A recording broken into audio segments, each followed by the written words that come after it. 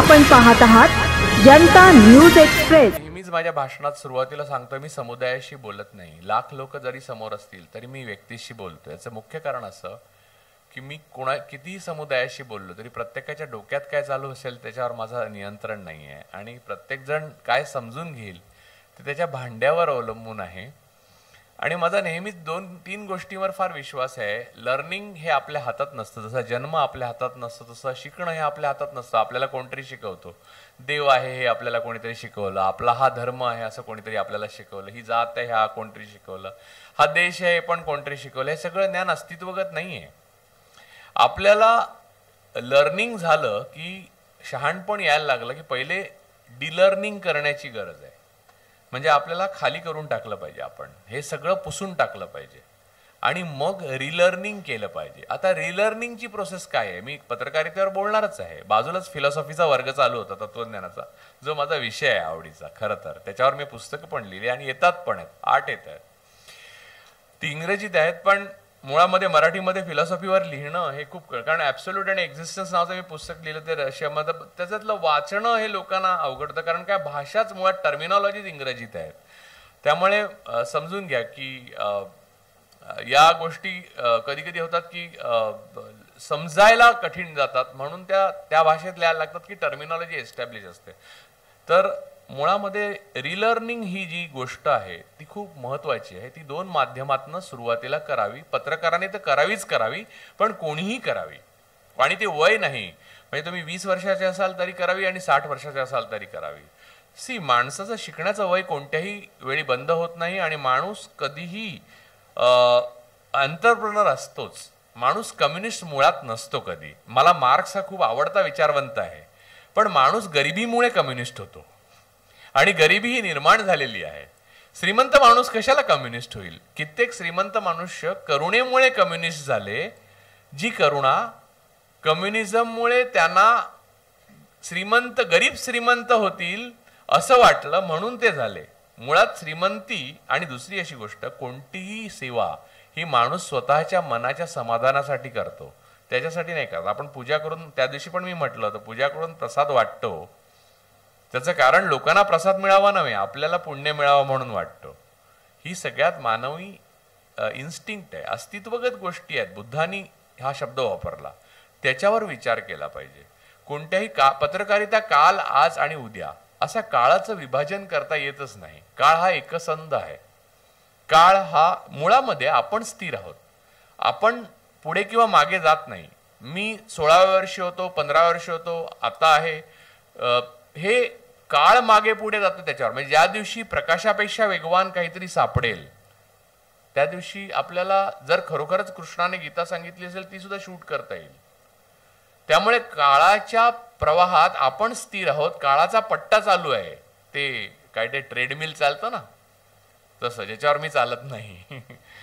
तर मुळामध्ये पत्रकारिता काल जी होती, आज जी आहे आणि उद्या जी आहे ती काळाला समांतर असते। तुम्ही आत्ता अरुण साधूंचं नाव घेतलं, ज्यांच्याशी माझं खूप चांगलं असोसिएशन होतं आयुष्यात। खरं तर 19व्या वर्षी पहिला लेख लिहिला, पण पहिला वादग्रस्त लेख, त्याच्यानंतर मी लिहिला की वादग्रस्त व्हायला लागला, पण ते माझं भागधेय आहे असं आपण समजू। पण मी वादग्रस्त ठरलेला पहिला लेख जो लिहिला होता तो माझ्या 22-23व्या वर्षी लिहिलेला, आणि तेव्हा मला अरुण साधू आणि डॉक्टर अभय बंग, म्हणजे ते तेव्हा फारच मोठी माणसं, हिमालयन माणसं होती, त्यांनी मला कडकडून पाठिंबा दिला आणि दिनकर गांगलाने तो छापला होता आणि ग्रंथालीमध्ये त्याच्यावर इतकी गरमागरम चर्चा झाली, कारण त्याच्यावर अत्यंत मोठ्या माणसावर तीव्र टीका होत्या आणि ज्यांनी हयात घालवली होत्या चळवळीमध्ये वगैरे, आणि पण माझं अनालिसिस परफेक्ट होतं। त्याच्यावरनं खूप वाद झाले, खूप वाद म्हणजे माझ्या आयुष्याला पुरले ते नंतर। पण या काळात अरुण साधू म्हणाले की तू लेखक आहेस, आणि लक्षात घ्या की पत्रकार मी खूप बघितलेत। मी आयुष्यामध्ये पत्रकारितेची सर्व अंग बघितली आणि मुळात मॅडम म्हणाले आत्ता, ते खरं आहे की हल्ली एक ट्रॅव्हलॉग नावाची गोष्ट आलेली आहे, नंतर एक फूड शो नावाची गोष्ट आलेली आहे। ह्या मनोरंजनाच्या गोष्टी पण पत्रकारितेमध्ये समाविष्ट होऊ पाहत आहेत। हे पत्रकारिता तशी नाहीये, मी त्या अंगाने तुम्हाला शिकवणार नाही, मी तुम्हाला तपशिलामध्ये काही शिकवणारच नाही। मुळामध्ये तत्वामध्ये शिका, तपशील तुमचे तुमचे ठरतात।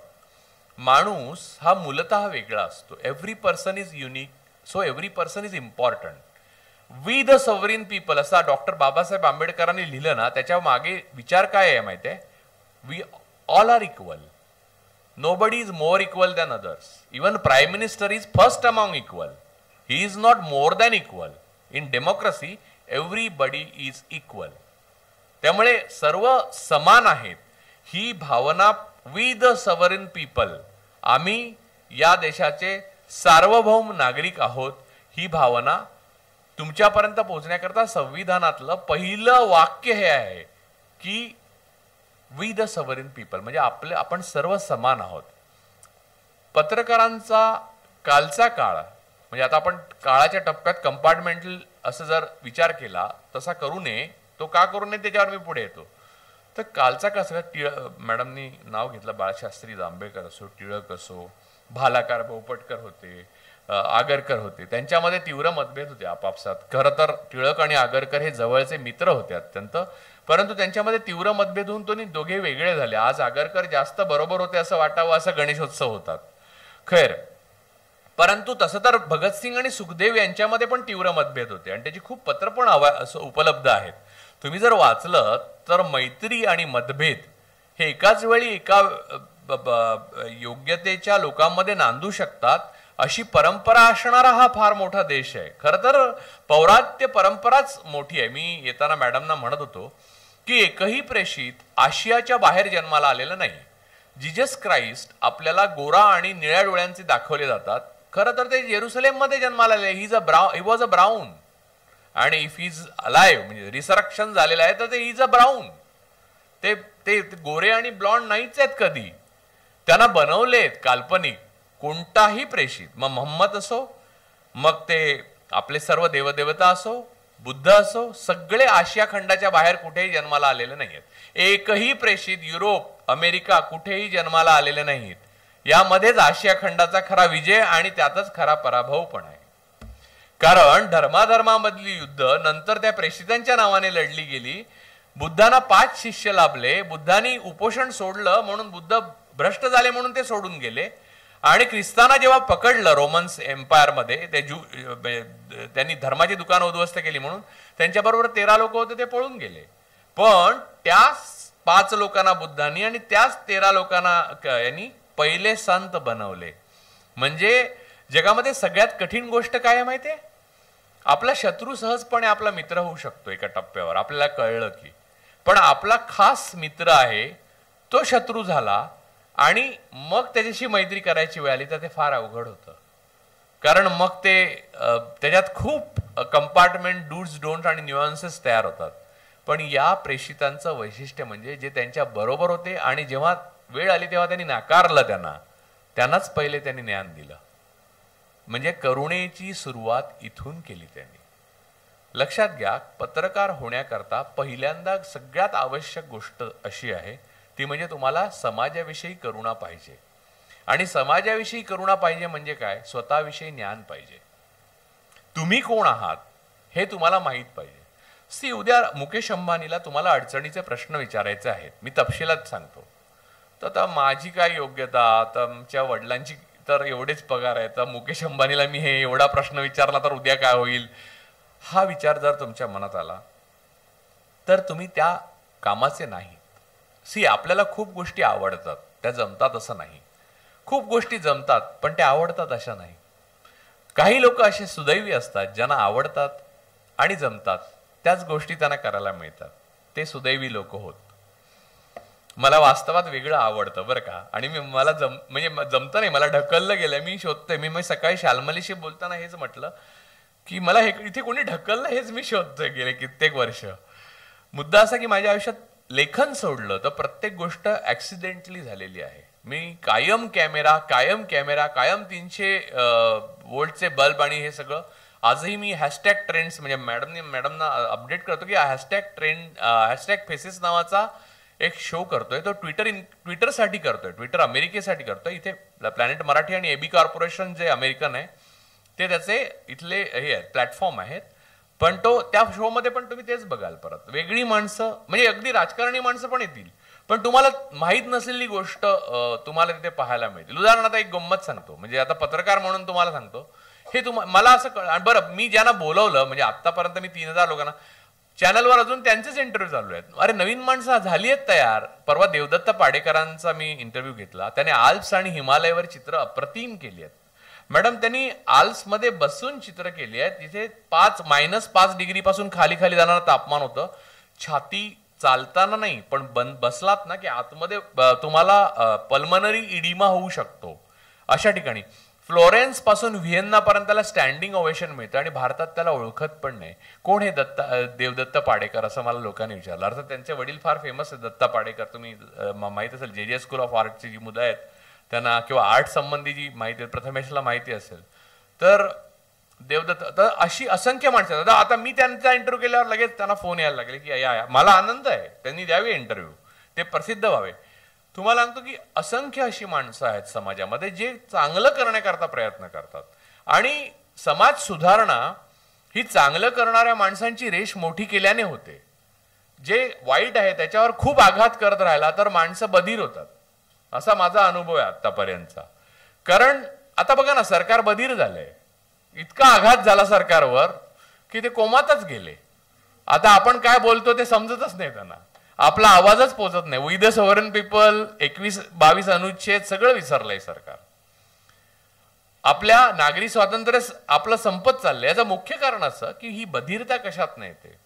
ही बधिरता सातत्याने प्रहार केल्याने येते आणि सरकारवर प्रहार व्हायलाच पाहिजेत. माझं तर म्हणतं थॉमस पेनने म्हणून ठेवलेलं आहे प्रसिद्ध की government is a necessary Evil.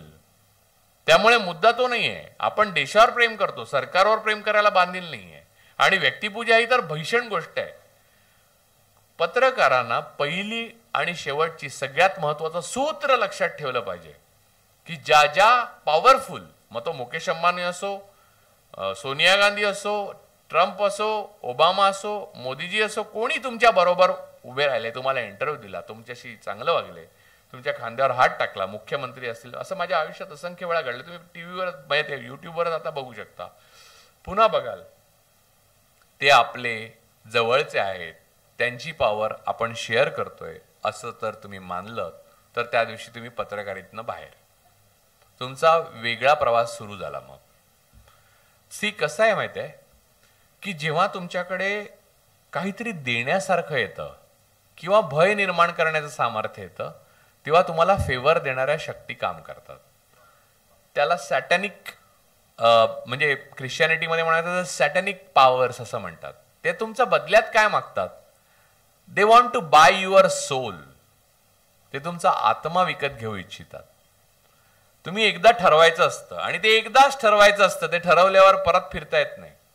तो आत्मा विकायचा की विकायचा नाही, हे प्रलोभन इतकं प्रचंड डेडली आहे की ते नाकारण्याचं सामर्थ्य भल्या भल्यानं जमत नाही. मी बघितलेले, तुम्ही आपण नावं घेतली पण मला माहितीये की तुम्ही मोठमोठी नावं मी घेऊन सांगू शकतो पण मला असं कोणत्याही व्यक्तीबद्दल बोलायचं नाही.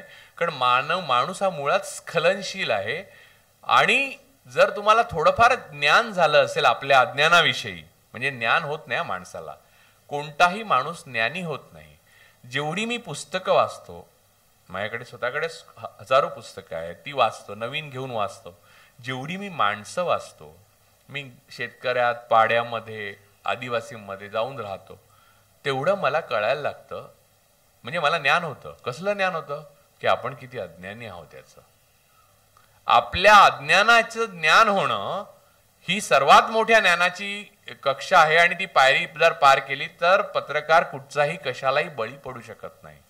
मला असे असंख्य पत्रकार माहिती आहेत. मी स्पेसिफिकली नाव घेईन तर आता जी 24 तास दीपक भातुसे नावाचा रिपोर्टर आहे. तुम्ही जगातल्या कोणतीही शक्ती त्याला देऊ करा, तो आपली इंटिग्रिटी आणि सिन्सिअरिटी कधीच सोडणार नाही. असे असंख्य, मी एक नाव म्हणून मी सांगितलं, हे प्रातिनिधिक म्हणून सांगितलं. काही करा तुम्ही, तो खरी बातमी देईल, मोकळा होईल. त्याच्या मर्यादा त्याला ओळखून आहे, त्याच्या मर्यादेच्या पलीकडे तो धाडस करू शकत नाही, तेवढं करेल. पण तो करेल, ते पक्क करेल. आणि म्हणजे तुम्ही त्याला कोट करू शकता कधी पण त्याच्या बातमीला. असे रिलायबल माणसं जी आहेत ती आज थोडी उरलेली आहेत. तुम्ही असं समजू नका की पूर्वीच्या काळी पत्रकारिता फार भव्य, दिव्य आणि उज्ज्वल होती आणि आज अत्यंत खालावलेली आहे, डिजनरेट झालेली आहे, सगळं संपलेलं आहे, प्रोपागंडा चाललेला आहे. मी तुम्हाला एकच गोष्ट सांगतो की ब्रिटिशांच्या आशीर्वादाने भारतामध्ये भरपूर पत्रकारिता चालू होती. सगळ्या मुंजी लग्न व्यवस्थित चालू होती जेव्हा गांधीजींचं 42चं चले जाव आंदोलन चालू होतं. चले जाव आंदोलनात प्रत्यक्ष सहभागी झालेले लोक फारच थोडे होते, पण मन आणि प्रत्यक्ष मिळून सगळे सहभागी झालेले भारतीय लोकसंख्या तेव्हाची जी होती 7%, 7% लोक फक्त चले जाव मध्ये सहभागी झाले होते. त्यामुळे असं समजू नका की समाजामध्ये आपण एक जबरदस्त क्रांती आपल्या लेखणीने घडवतोय किंवा जिभेने क्रांती घडवतोय. हा, तुम्ही एक गोष्ट नक्की करू शकता. नेपोलियन बोनापार्टला एकदा विचारलं, म्हणजे तेव्हा डायनेस्टीचा मुद्दा असतो ना, की जसं आता राहुल गांधींची डायनेस्टी आहे, ठाकरे डायनेस्टी आहे, पवार डायनेस्टी आहे, तर डायनेस्टी नावाची गोष्ट आहे. तर नेपोलियन बोनापार्टला नेहमीच विचारलं जायचं. तो सैनिक होता, तो इतका गरीब होता नेपोलियन बोनापार्ट की त्याचे भाऊ होते 4, ज्यांना नंतर इटली वेगवेगळ्या युरोपियन देशांचे गव्हर्नर बनवले त्याने. ते नंतरचा कथा, तो चक्रवर्ती सम्राट झाला तेव्हाची कथा. पण जेव्हा तो गरीब होता, कार्सिकाहून आला होता, तेव्हा एकच शर्ट 4 भावांमध्ये होता. ते आळीपाळीने बाहेर पडत असत तेव्हा शर्ट घालून जात. तेव्हा नेपोलियन जेव्हा बाहेर जात असे आणि जेव्हा तो लष्करात दाखल झाला, त्याने ओळखलं की कार्सिका वेगळं मागणं, म्हणजे त्याची तेव्हा चळवळ चालू होती, त्याचे वडील त्याच्यात समाविष्ट होते, हे चुकीचं आहे. उलट आपण फ्रान्स संपूर्ण ताब्यात घेतला पाहिजे. आता हे एका छोट्या सैनिकाच्या मनात येणं ही किती भव्य गोष्ट. आणि नेपोलियन बोनापार्ट हा अनेक म्हणजे प्रकारच्या म्हणजे अनेक हजारो लोकांची रक्त व्हायला. पण नेपोलियन हा इतका जिनियस होता की इतिहासामध्ये फार थोडी माणसं एवढी जिनियस होती. मी हे सगळं सांगतो याचं कारण पत्रकारितेचे बेस पण तिथे तयार झालेले आहेत अनेक ठिकाणी. त्याने इजिप्तॉलॉजी नावाच्या शास्त्राचा शोध त्यानेच लावला. म्हणजे इजिप्तमध्ये पिरॅमिडला भेटलेला पहिला युरोपियन माणूस आहे नव्याने. दुसरी गोष्ट गमतीशी अशी की आज जे सगळे कायदे जे आपण वापरतो ब्रिटिश कायदे, त्याचं मूळ फ्रेंच आहे. कोड द नेपोलियन नावाने नेपोलियनने लिहिलेले कायदे जे आहेत त्याच्यावर आधारित ब्रिटिश कायदे आहेत, तेच आपण आजही वापरतो. 1844 IPC CRPC जे बदलले पाहिजेत करतं, पण त्याच्या बुद्धीची सीमा नव्हती. त्याचा मुद्दा मी एवढाच सांगणार होतो. त्याला जेव्हा विचारलं की एका पॉइंटला तो युद्ध जिंकू लागला आणि मग ते मंडळ जे निर्माण झालं होतं फ्रेंच राज्यक्रांतीनंतर, त्यांची प्रभा कमी व्हायला लागली आणि नेपोलियनचं नाव जास्त व्हायला लागलं आणि तो आपला तारणहार फ्रान्सच्या जनतेला वाटायला लागला, गळ्यातला ताईत वाटायला लागला. तेव्हा नेपोलियनला विचारलं, पण तुमची डायनेस्टी नाहीये, तुमचं घराणं नाहीये. नेपोलियन म्हणाला, माझी तलवार हीच माझी डायनेस्टी आहे. नेपोलियन बोनापार्ट हे घराणं माझ्यापासून सुरू होतं, बोनापार्ट, आणि तीच टिकेल. बाकी सगळ्या राजांना तुम्ही विचाराल, कारण ते फक्त केक खाण्यात मग्न आहे. मी तलवार चालवतोय. पत्रकाराचा जीभ आणि लेखणी ही त्याची तलवार आहे. काही लोकांचं वक्तृत्व तेवढं चांगलं असू शकत नाही, सगळ्यांचं असत नाही, पण लेखणी तुमची चांगली असली पाहिजे. पत्रकारांनी ही काल आज उद्या असं काही नाही. तुम्ही एक लक्षात घ्या, तुम्ही साक्षर आहात म्हणजे लेखक नव्हे. तुम्ही लिहिलेली बातमी किंवा कॉपी वाचून मी सांगेन की हा व्यवसाय तुला करायचा आहे किंवा नाही आहे. कारण तुम्ही साक्षर आहात म्हणून तुम्ही लिहू शकता. आता फेसबुकवर एवढं लिहिलं जातं किंवा समाज माध्यमामध्ये की प्रत्येकाला वाटतं आपण कवी आहोत, आपण लेखक आहोत, वगैरे वगैरे वगैरे. परंतु एक पियानो जर समोर आणून ठेवला तर इथे असलेले सगळेजण तो वाजवू शकतात, पण तो तसा नाही वाजवू शकत जसा वाजला पाहिजे. शॉपेन, वॅगनार वगैरेनी जे काहीतरी केले ना, ऑपेरा वगैरे वाजतात ना, ते संध्याकाळी व्हिएन्नाच्या सिटी सेंटरमध्ये एकदा जाऊन बघा की तसा नाही वाजणार. उलट 24,000 रुपये खर्च आहे नंतर तो रिअरेंज करण्याकरता. त्यामुळे चुकीच्या पद्धतीने वाजवला तर. तशा पद्धतीने साक्षरता म्हणजे लेखक नव्हे. हल्ली लोक साक्षर झाल्यावर लेखक समजतात, ही चुकीची गोष्ट आहे. आणि पत्रकारितेत भरपूर साक्षर लोक आलेले आहेत जे लेखक नाही आहेत. त्यामुळे आपल्याला दर्जा घसरल्यासारखं वाटतं, कारण साक्षरतेचं प्रमाण जसं वाढत गेलं तसं ग्लोरी. मी टीव्ही समोर दिसणार, मला रोज लोक पाहणार, मग मी फार प्रसिद्ध होणार, मग मला रस्त्यावर हवालदार अडवणार नाही. अशा प्रकारच्या अनंत कल्पना ज्या खऱ्या पण आहेत डोक्यात ठेवून जर कोणी पत्रकार बनणार असेल तर आपण अर्थशास्त्रज्ञ नसताना अर्थशास्त्रात हात घातल्यावर काय होतं तसंच तुमच्या पत्रकारितेचं अंततः होणार. मुळामध्ये लक्षात घ्या की टिळक, आगरकर किंवा त्या काळचे भालाकार भोपटकर असो, परांजपे होते, काळकर्ते, असंख्य पत्रकार होऊन गेले. त्यांची ती गरज होती. गांधीजींनी हरिजन काढला, गांधीजींनी अनेक वृत्तपत्र काढली, त्या वृत्तपत्रामध्ये त्यांच्या चळवळी माझ्याकडनं पण हाय सांगा. नाही नाही काय हरकत नाही, अहो येणारच फोन. तर माझा काही हे नाही, मी गमतीने म्हटलंय, ह्याच्यात काही उपहास वगैरे नाही असंच. तर या सगळ्यांनी जी पत्र काढली ती पत्रिका ज्या आहेत त्या राजकीय मतांचं वहन करण्याकरता काढली होती त्यांच्या. कारण त्या काळामध्ये जर तुम्हाला असं वाटत असेल, तुम्ही टीव्हीवर आलात, सोशल मीडियावर आलात, खूप लिहिलं, तुमच्या पेपरमध्ये रोज नाव छापून आलं, नंतर पुरवणीमध्ये त्या नवरंगाच्या साड्या आल्या तुमच्या, तर तुम्ही प्रसिद्ध होता. तर यातलं काही नसताना आजही लेनिन पासून गांधींपर्यंत सगळ्यांना आपण आठवतो की गांधीजी पहिल्यांदा निळीचा सत्याग्रहावरचा लेख त्यांनी जेव्हा लिहिला होता, निळीचा सत्याग्रह व्हायचा होता चंपारण्यमधला त्यांचा, ते टेलिग्राफच्या ऑफिसमध्ये गेले आणि बसले. संपादक आतमध्ये काम करत होते, जो अनुभव आपण सर्वांनीच कधी ना कधी घेतला असेल. संपादक गांधीजी 1.5 तास बसले, संपादक भेटले नाहीत, बाहेर आले, गेले घरी. आणि मग त्यांना विचारलं की मला वाटतं महादेव देसाईंनी विचारलं, प्यारेलालनी विचारलं की काय झालं वगैरे. तर त्यांच्या फर्स्ट फेज आणि लास्ट फेज नावाचे 10 खंड आहेत, ते वाचा, प्यारेलालने लिहिले. ते पण गांधी सेंटरमध्ये देत नाहीत कारण त्यांनी खूप खरं पण लिहिलंय गांधीजींबद्दल. तर प्यारेलाल हे हरिजनचे संपादक होते, गांधीजींनीच नेमले होते त्यांना.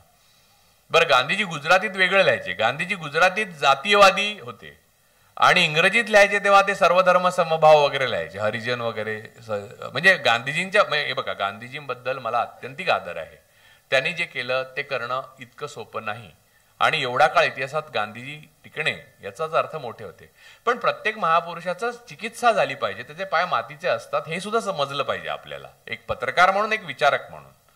तर मुद्दा असा आहे की या सगळ्यांनी पत्रकार झाले याचं कारण त्यांचं म्हणणं पोहोचवण्याची गरज होती. आज खूप साधनं आहेत, पण आज कोणाला काही करण्याची इच्छा नाही आहे, त्यांना चमकायचं आहे. मला फेसबुकवर किंवा समाज माध्यमावर, ट्विटरवर पण मी आहे, मी सगळ्या समाज माध्यमावर, मला माणसांना नेमकं हे कशासाठी आहे माध्यम हेच कळलेलं नाही असं जाणवतं. आणि पत्रकारांना सुद्धा, म्हणजे डिजनरेशन हे काळाने केलेलं आहे आणि तंत्रज्ञान हे तटस्थ असतं. लक्षात ठेवा, तुमच्या हातामध्ये अणू दिला तर अणूपासून ऊर्जाही निर्माण होते आणि अणूपासून अणुबॉम्बही तयार होतो. तुम्ही होमी भाभा होणार का किम जोंग उन होणार हे तुमच्यावर ठरतं, अणू नाही ठरवत. त्यामुळे मुद्दा असा आहे, तुमच्या हातात लेखणी आली, तुम्हाला चांगली नोकरी लागली की तुम्हाला काय व्हायचं आहे हे ठरवणं पूर्वीच्या काळच्या लोकांनी, त्यांना त्यांचं राजकीय मत व्यक्त करायला ब्रिटिश सरकारपासून मनाई होती, ब्रिटिश सरकारने थांबवलं होतं, म्हणून त्यांना ती पत्रिका काढायला लागला, त्यातून त्यांनी त्यांचं मत व्यक्त केलं. लक्षात घ्या की एक माणूस, म्हणजे लोकमान्य टिळकांचं आपण उदाहरण, माझं एक मत आहे बरं का, आणि मी ते ठामपणे नेहमी मांडतो की भारताच्या इतिहासामध्ये आपण महाराष्ट्रापुरता विचार केला, माझं तर, मी ते एशियन इंटिग्रेशन सोसायटीचा उपाध्यक्ष आहे आणि आम्ही आळीपाईने हे पहिलं एशियन पीस फोरम मीच अरेंज केलं होतं दिल्लीमध्ये, आता ते भूतानमध्ये आहे. त्यामुळे माझं आशिया खंडच माझा प्रदेश आहे मला, आणि मला खरं तर जगाचा नागरिकच आहे मी. पासपोर्ट वगैरे रद्द झाले तर बरंच, असं माझं मत आहे, जे जॉन लेननने आपल्या इमॅजिन नावाच्या गाण्यामध्ये म्हटलेलंच आहे खरं तर, बीटल्सच्या काळात. ऐका, हे सगळं करा, म्हणजे प्लीज. म्हणजे काय होतं की आपल्याला खूप जाणल्यावर कळतं की आपल्याला काय नाही कळत आहे ते, आणि त्याच्या पुढचं तुम्हाला करायचं आहे. त्यामुळे हे तुमची जबाबदारी की अगोदरचं जाणून घेणं, नाही तर तेच कराल तर मग तुम्हाला कोणी मानत नाही. मला परवा एका मुलाने विचारलं की तुम्ही लिहिता ते मग फेमस होतं कारण तुम्ही फेमस आहे, आणि मग आम्ही लिहितो ते कोणी विचारत नाही. मी म्हटलं, अरे मी पण कधीतरी फेमस नव्हतो, तुझं नाव तर ज्ञानेश्वर आहे, त्याचं नाव ज्ञानेश्वर होतं, माझं नाव राजू आहे. साठे कॉलेजमध्ये बघितले, मला वाटतं ऋषिकेश हो ना, तू होतास ना, म्हटलं तुझं नाव ज्ञानेश्वर आहे, माझं नाव राजू आहे, मला कोण विचारणार. म्हटलं माणसाचा दिवार हिट झाला ना की 7 हिंदुस्थानी बघतात, हे लक्षात ठेव. तर मुद्दा असा आहे की तुम्ही पॅशनेटली लिहिलं पाहिजे, त्याचं काय होईल हे विचार नका करू. एक नजर, मी प्रसिद्ध होतोय का, हे लोक मला मानतायत का, ह्याच्यावर ठेवून जर तुम्ही कोणतंही काम केलं, म्हणजे अगदी मॅडम जे काम करतात काउन्सिलिंगचं, आणि म्हणजे त्यांचं एवढं जबाबदारी आहे. या कॉलेजमध्ये मॅडम मी जरा लेट आल्यामुळे मला ऍडमिशन दिली नव्हती, मी ठाण्यात राहायचो. खरं सांगतो, मी इथे फिरायचो, 2-3 मुली मला आवडायच्यात आणि मला ऐनवेळेला नाही असं झालं की त्यांनी मला ऐन वेळेला धोका दिला आणि त्यांनी इकडे घेतली ऍडमिशन, मी पोद्दारला गेलो मग शेवटी. असो, आता खूप वर्ष झाली त्याला. आणि त्यावेळेस मी लिंक नसलेल्या गोष्टी पण लिहित नव्हतो ज्या लिहिल्या आता. तर त्याचे 401 येतील तेव्हा त्याचं पुस्तकच होईल, तेव्हा तुम्ही वाचाल आणि तुम्ही कोरिलेट पण करू शकाल. हे बघा कसं आहे माहिती ना, झाकण्यासारखं आयुष्यात काही नसतं. खरं तर आयुष्य फार सोपं आहे. तुम्ही फार मॉरल इमॉरल आणि कायदा हे तेव्हा सगळ्याचा विचार करणं बंद जर केलं तर चांगले पत्रकार होऊ शकता, चांगले लेखक होऊ शकता. सत्याचे प्रयोग गांधीजींनी लिहिले ते मर्यादेपर्यंत आहेत. खरं तुम्हाला सत्य वाचायचं असेल तर रुसूचं आत्मचरित्र वाचा, कन्फेशन आहे त्याचं नाव. कन्फेशन वाचलत की तुम्हाला कळेल की सत्य कसं लिहावं. छोटंसं पुस्तक आहे खरं तर, पण त्याच्यात त्याने सगळं लिहिलेलं. असे खूप लोक आहेत, मी तुम्हाला खूप आत्मचरित्र सांगेन की जी वाचल्यावर माणूस थक्क होतो, त्याच्या पुढचं तुम्हाला लिहायचं आहे. तर मी सांगत होतो कालचं परिस्थिती अशी होती की राजकीय आपलं मत व्यक्त करण्याकरता माध्यम म्हणून एक टिळक, मी असं मानलेलं आहे की 4 माणसांनी दिल्ली हलवली. म्हणजे मी मगाशी याच्यावर आलो तर आशियापर्यंत गेलो आपण, पण परत महाराष्ट्रात आलो तर महाराष्ट्रीयन 4 माणसं ज्यांनी दिल्ली खऱ्या अर्थाने राजकीय पद्धतीने हलवली. बाकी माणसं खूप मोठी होऊन गेली महाराष्ट्रात, पण दिल्ली हलवणं ही एक टेक्निक आहे जे त्यांना जमलं नाही असं माझं व्यक्तिगत मत आहे. किंवा त्यांच्या आयुष्यात तो क्रॉसरोड, त्या क्रॉसरोडवर येऊन ते डिसिजन घेतलं नाही.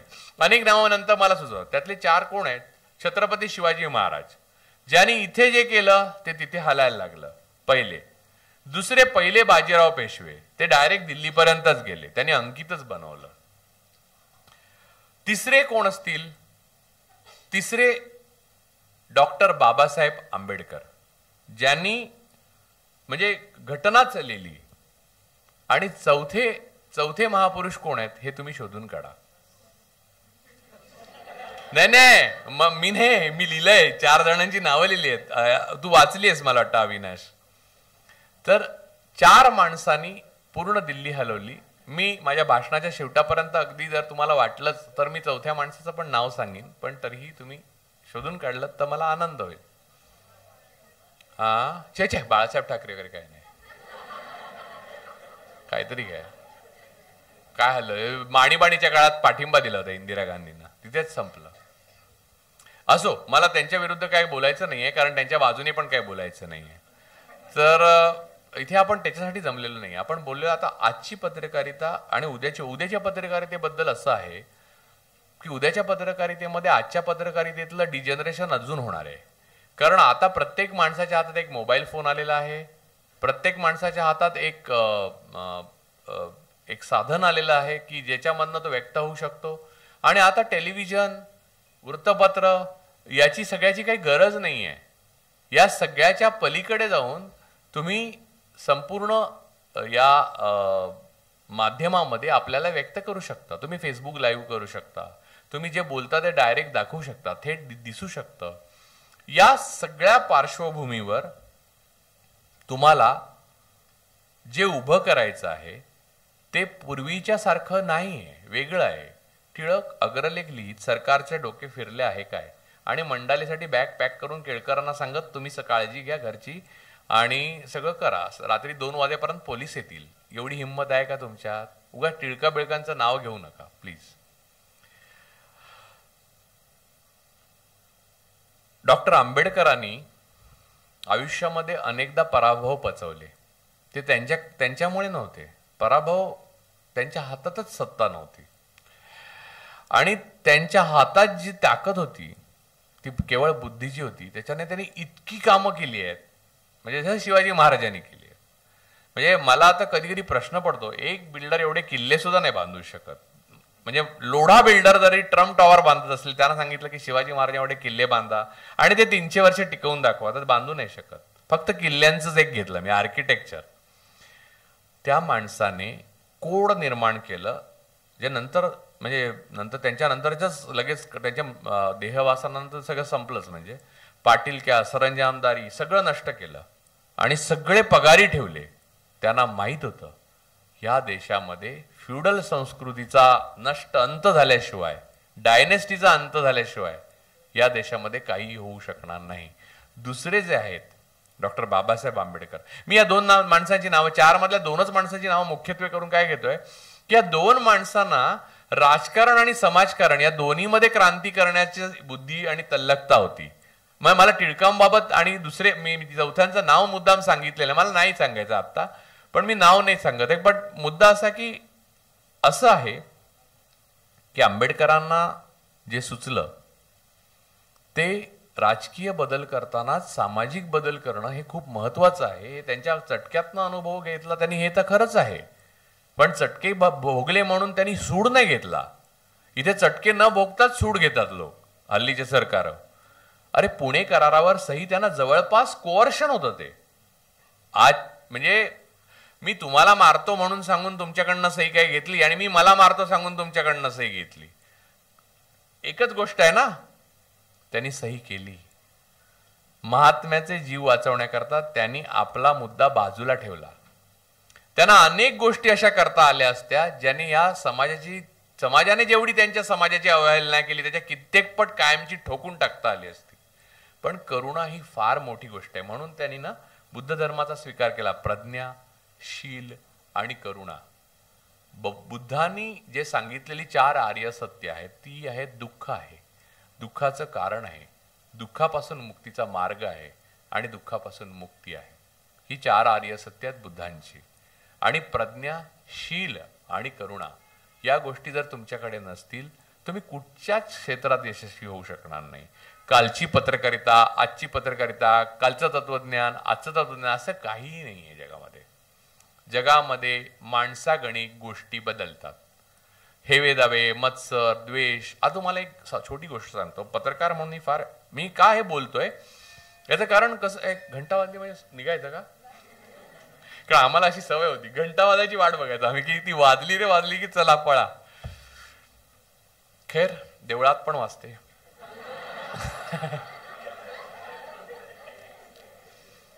तर मुळामध्ये अशी गोष्ट आहे, मी हे सगळं का बोलतोय माहितीये, की असं कालची पत्रकारिता, आजची पत्रकारिता आणि उद्याची पत्रकारिता हा विषय जरी असला ना तरी असं मला तपशिलात बोलायला नाही आवडत. त्याच्या मागचं तत्वच जर कळलं नाही, म्हणजे माणसं वाढलीच नाहीत तर त्यांच्याशी बोलणंच शक्य होत नाही. मी कित्येकांना काय सांगतो की कित्येक जण माझे चाहते असतात, प्रेम करतात, प्रेमात पडतात, मला खूप मेसेज करतात. मी प्रत्येकाचा व्यक्ती म्हणून आदर करून उत्तर देतो, ही माझी पद्धत आहे. तुम्ही मला कधी मेसेज करा, मी काहीतरी उत्तर तर नक्की देतो. अंगठा तरी पाठवतो की नाही म्हणून सांगू नका, मी पाठवतो. तर मला असं आहे की किती कामात असलं तर मी प्रत्येकाला उत्तर देतो. हे मी विजय तेंडुलकरांकडनं शिकलो. 17 वर्ष मी त्यांच्यावर, ते हाताने लेटर लिहायचे, ते म्हणून सही करायचे. माझ्याकडे त्यांचे इतके मेल आहेत, मी ते आता त्यांच्यावर मेमोयर्स लिहितो इंग्रजीमध्ये, त्याच्यात ते सगळं येईलच. म्हणजे तेंडुलकर पण कोणाकडनं तरी शिकले. गांधीजी स्वतः पत्र लिहायचे. मी तुम्हाला सांगतो की अनेकांचे दुसऱ्या बाजू, other side is most important in democracy. याचं उदाहरण सांगतो. विलासराव देशमुख मुख्यमंत्री असताना किंवा सुशील कुमार शिंदे मुख्यमंत्री असताना, केंद्रीय गृहमंत्री असताना किंवा अशोक चव्हाण यांची आपल्या मनात प्रतिमा एक आहे, बरोबर. माझा अनुभव सांगतो तुम्हाला, आणि माझा नाही, साध्या माणसाचा. मी एक विलासरावांचं उदाहरण सांगतो. बरं, विलासरावांबद्दल चांगलं वाईट तुम्ही सगळं लिहू शकता, त्यांची बातमी असेल तर ती करू शकता, तुम्हाला जे म्हणायचं ते म्हणू शकता. आता ते हयात पण नाही आहेत. RR पाटलांचा पण हा माझा अनुभव आहे. पण मी आता सगळ्यांची नावाने सांगत, विलासराव एक प्रातिनिधिक उदाहरण सांगतो. मोठी माणसं मोठी का होतात? सर, मी तुम्हाला आणि मॅडम म्हणजे इथे बसलेल्या सर्वांना एवढंच सांगतो. फोन केला विलासरावांना, विलासरावांचा नंबर अजून माझ्याकडे सेव्ह आहे. बोला, मी विलास बोलतोय. हे राजू परुळेकर म्हणून प्रिव्हिलेज नाही. कोणत्याही माणसाने फोन केला तरी मी बोला मी विलास बोलतोय. ते कॅबिनेटमध्ये असतील तर ते मिस कॉल बघून उलटा फोन, बोला मी विलास देशमुख बोलतोय, आपण कोण बोलताय, असा फोन आला नाही. असं सुशील कुमार शिंदे पण केंद्रीय गृहमंत्री असताना मी पाहिलेलं आहे. एका दुबे नावाच्या, आता दुबे हे नंतर कळलं मला, पण एका माणसाची रिक्षा जळत होती. रात्री 1 वाजला होता. मला खूप वेदना झाल्या. तो रडत बसला होता बाजूला. मी आपला रस्त्यावरनं आलो होतो, चालत येत होतो. त्या काळात मी चालत असे. म्हणजे वर, म्हणजे 4 बोटं वर नाही चालत, रस्त्यावर चालत असे. तर चालत येत होतो तर ते रिक्षा जळत होती मॅडम. आणि एक पत्रकार म्हणून मला अशा काही संवेदना वेगळ्या होत नाही ना. माणूस म्हणूनच असतात संवेदना. पत्रकार ही एक ऑक्युपेशन आहे. ते डॉक्टर म्हणून सुद्धा तुम्ही पापी असू शकता आणि पत्रकार म्हणून सुद्धा पापी असू शकता. हे समाजच पापी असेल तर सगळेच पापी होऊ शकतात. मुळामध्ये काय झालं की मी बघितलं तर दुबईची रिक्षा चालते, तर मी विचारलं काय झालं म्हटलं, तर तो म्हणला मैं यहाँ पर वो आंदोलन हुआ उसमें मेरी रिक्शा जला दी, मैंने कर्जा निकाला है, मेरा हाइपोथिकेशन है, अब मेरा क्या होगा, मैं बर्बाद हो गया, अब मैं हर महीने घर भेजता हूँ, घर पैसे भेजता हूँ, अब मेरी बीवी है, बूढ़े माँ बाप है. म्हटलं कहाँ आहे घर, कारण मला नॉर्थमध्ये मी खूप काम करतो, त्यामुळे नॉर्थचं गाव बिहार उत्तर प्रदेश सगळं माहिती आहे, म्हणजे ज्यांना तुम्ही जे समजता ना त्याच्या पलीकडचं मला खूप माहिती आहे. असो, तर मंदार मी जास्त होते का, हा मंदारने मला त्या दिवशी सांगितलं की तू मी असं बोलू नकोस म्हणून, तेव्हापासून माझ्यावर बंधन आलंय. पण आता प्रथम पुरुषी एकवचनी माझे अनुभव मी सांगणार नाही तर मी मॅडमचे सांगू का, असा मला प्रश्न पडला. तर मी खूप घाबरतो मंदार, म्हणजे अशी माझी मी कायम ना दुसऱ्यांचं ऐकतो पहिली गोष्ट म्हणजे. आणि माणसं बोलताना स्वतःचं बोलतात तेव्हा स्वतःलाच ऐकतात, आणि समोरचा बोलतो तेव्हा पुढे आपण काय बोलायचं हेच ऐकत असतात डोक्यात, त्यामुळे ते लिस्नर होतच नाहीत कधी. तर विलासरावांना मी रात्री 1 वाजता फोन लावला. हा राजू बोला, विलास बोलतोय. एवढ्या रात्री जेवलात, म्हटलं हो. हल्लीचं जेवण झालं का नाही हा इनबॉक्स मधलं. तर ते म्हणलं जेवण, म्हटलं सर असं आहे, काय एवढं पॅनिक का झालाय तुम्ही, शांत व्हा, काय झालं. तर मी म्हटलं सर असं आहे की एक माणूस आहे इथे. कुठे आहे माणूस, म्हटलं इथेच मी चालतोय तर अंधेरी तिथे वीरा देसाई रोडला रडत बसलाय. बरं मी काय करू. मी म्हटलं त्याची रिक्षा अशी आहे जळली, तो दुबे आहे, त्याच्याकडे कोणतंही इथे 15 वर्ष राहिल्याचं हे प्रमाणपत्र नाहीये, त्याने हायपोथिकेटेड कसं करून घेतलं मला माहिती नाही, बँकेकडनं पैसे घेतले आणि तो आता संपला, बर्बाद झाला सर. आता मला माहिती आहे सर की तुम्हाला म्हणजे राज्याचे मुख्यमंत्री म्हणून हजारो लोक बर्बाद होत असतील रोज, पण आता हा मला दिसलाच आणि हा रडतोय आणि त्याच्या बाजूला मी बसलोय, तर मी काय करू असं मी हतबुद्ध झालोय. राजा तुम्ही काही काळजी करू नका, उद्या सकाळी 11 वाजता माझे हे सेक्रेटरी आहेत त्यांना मी सांगून ठेवतो. आणि विलासराव असे होते की सेक्रेटरीना सांगितलं म्हणजे सेक्रेटरी घुमवत राहिले असं नाही करायचे. ते एकदा घुमवलं ना तर विलासराव सगळ्यांना बोलवायचे, चीफ सेक्रेटरी पासून. यांचं काम न्याय्य आणि मानवतावादी आहे, नियम काय आहेत ते मला सांगू नका, नियमात बसवून हे काम करा, कारण मानवता महत्वाची. अविनाश वीरने विलासराव गेले तेव्हा मला दुःख झाल्याचा मी पोस्ट टाकली, तेव्हा तुला का आवडतात रे विलासराव असा एक प्रश्न विचारला होता, आठवतं अविनाश. त्याचं उत्तर आज मी तुला दिलं. तर सर मॅडम मी सांगतो माझं आणि त्यांचं कोणतंही क्विड प्रोक्यो नव्हतं. मी आयुष्यात एवढ्या लोकांवर जर टीका करू शकतो, मी कोणत्याही मंत्र्याकडनं, मुख्यमंत्र्याकडनं, युनियन गव्हर्नमेंट देशातल्या सरकारमधल्या मंत्र्यांकडनं, कोणत्याही राजकीय मोठ्या नेत्यांच्या जवळची मैत्री असताना आठाण्याचं काही देणं घेणं केलं असेल तर मी त्यांच्या विरुद्ध नंतर लिहू शकलो नसतो. मी सगळ्या विरुद्ध लिहितो याचं कारण मी कोणाकडनं घेतलं नाही. मॅडम मला 10% मधली घरं एवढ्या मुख्यमंत्र्यांनी ऑफर केली, मी कर्ज काढून घर घेतलं. त्याच्या अगोदरच्या घर माझं चुन्याने रंगवलेलं भाड्याचं होतं, तो कधी मी बाहेर पडतो ह्याच्यावर टपलेला, कारण सतत पोलीस वगैरे यायचे, त्याला वाटायचं की काहीतरी भानगड होते किंवा त्याची काहीतरी भानगड होती ती उघडकीला येईल असं वाटायचं त्याला. तर तिथून मला हाकलण्यातच आलं शेवटी.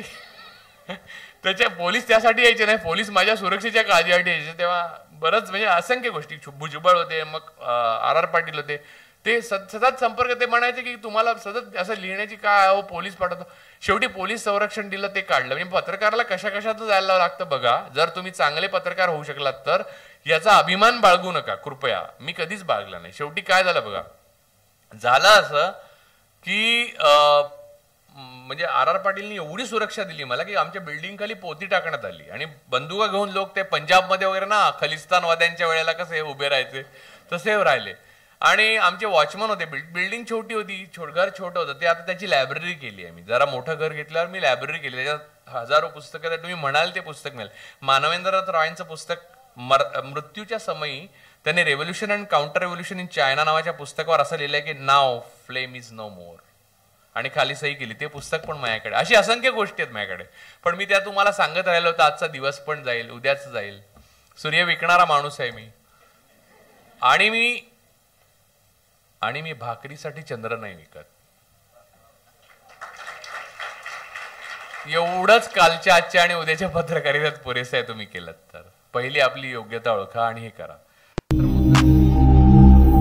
अचूक बातम्या, निपक्षपाती विचार, अन्यायाविरुद्ध वाचा फोडणारे परखड विचारांचे सार्वभौम दैनिक प्रजासत्ताक जनता